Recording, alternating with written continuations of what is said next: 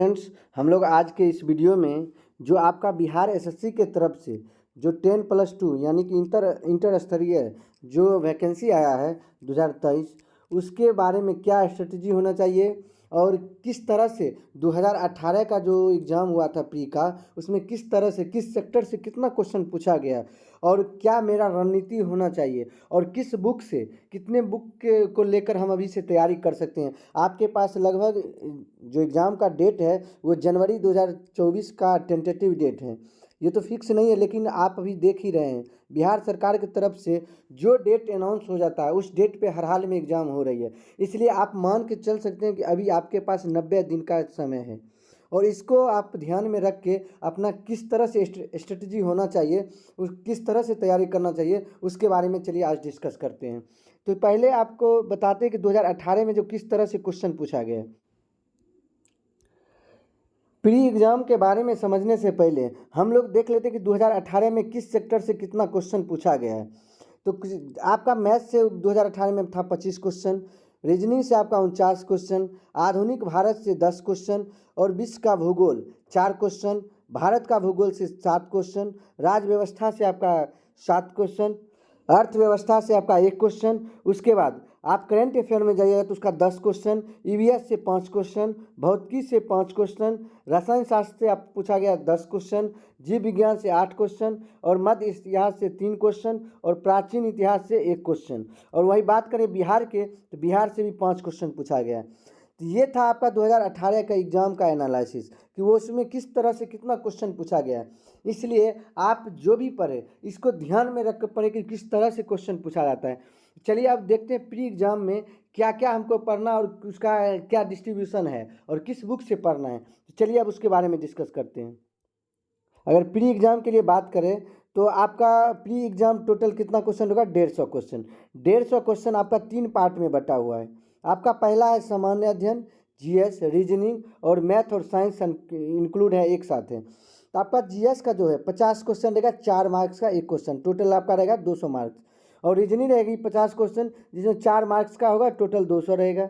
उसके बाद आपका जो मैथ और साइंस का है इसमें 50 क्वेश्चन दोनों मिला के रहेगा, टोटल मार्क्स रहेगा 1 क्वेश्चन 4 मार्क्स, टोटल हो जाएगा आपका 200 मार्क्स। चलिए अब आप देखते हैं जो आपको समान अध्ययन पढ़ना है तो इसको किस बुक से हम पढ़ा जाए। इसके लिए आप 2 बुक ज़रूरत है, एक आपका है जीएस के लिए और एक आपका है करेंट के लिए। तो करेंट के लिए आपका एसपीडी, ये तो रामबाण होगा कि आप इसके अलावा कुछ ना कीजिए, सिर्फ आप एसपीडी पढ़ते रहिए। रही बात है जीके जीएस की, इसके लिए या तो आप लुसेंट करिए या एसपीडी किए या आप क्राउन कर सकते हैं। अगर मेरी मानिएगा तो आप लुसेंट से कीजिए। लुसेंट तो आप हर एक कंपटीशन का जो एग्ज़ाम तैयारी करते हैं जितने भी स्टूडेंट, उनके पास ये हर हाल में रहता है। इसलिए आप अगर लुसेंट को प्रीफर करिएगा वो सबसे बेस्ट रहेगा। चलिए अब रीजनिंग की बात करें तो रीजनिंग में आपका इसमें भी आपका 50 क्वेश्चन 4 मार्क्स का रहता है, टोटल 200 पूछता है। इसके लिए आप या तो आर एस अग्रवाल का ले लीजिए या तो एसएससी का। इसके लिए आपका कोई वीडियो ऑडियो कुछ नहीं देखना है, सिर्फ आप प्रैक्टिस कीजिए। रीजनिंग आप जितना प्रैक्टिस कीजिएगा उसमें उतना ही आपके लिए बेनिफिट होगा। तो रीजनिंग आपका प्रैक्टिस का चीज़ है, आप जितना प्रैक्टिस कीजिए इतना आपको आप में निखार आएगा। तो रीजनिंग के लिए आप हाँ, जिसमें अगर कोई क्वेश्चन आपको फंस जाता है, जिस टॉपिक में आपका बार बार गलत हो रहा है, तो आप यूट्यूब पे सर्च कीजिएगा और उस टॉपिक का नाम दीजिएगा। आपको बहुत सारे टीचर आपको पढ़ाते हुए मिलेंगे, तो आप उनका जाके वीडियो देख सकते हैं। अब चलिए बात करते हैं मैथ और साइंस की। तो मैथ साइंस के बारे में इसमें भी आपका टोटल 50 क्वेश्चन होता है और 4 मार्क्स है, टोटल एग्जाम आपका 200 मार्क्स का होगा। इसके लिए आपको क्या स्ट्रेटेजी होना चाहिए, तो आप एनसीईआरटी का क्लास 8, 9 और 10 ये अगर कर लीजिएगा इसके लिए आपको सफिशियंट है। आप अगर एग्ज़ाम में देखिएगा तो आपको हर अभी का जो ट्रेंड चल चुका है सिर्फ आपका एनसीईआरटी को बेस बनाया जाता है। इसलिए अगर मेरी राय मानिएगा तो आप एनसीईआरटी 8, 9 और 10 ये कर लीजिएगा, ये इस एग्ज़ाम के लिए सफिशियंट रहेगा। और लुसेंट अगर इतना नहीं कर सकते हैं तो आप लुसेंट का जो आपका समरी दिया रहता है, लुसेंट में जो साइंस देता है उसको आप कर लीजिए, या तो आप एसपीडी कीजिए। अगर माना जाए तो आप एनसीईआरटी सबसे बेस्ट है। इसमें इस तीनों बुक में आप एनसीईआरटी को करिए, ये सबसे बेस्ट है। दूसरी बात रही आप प्रैक्टिस हर एक, जैसे आप अगर लुसेंट को पढ़ लिए, जिस टॉपिक को आप पढ़ लेते हैं उस टॉपिक से रिलेटेड आपका एक ऑब्जेक्टिव लुसेंट आता है, उससे आप कर लीजिए।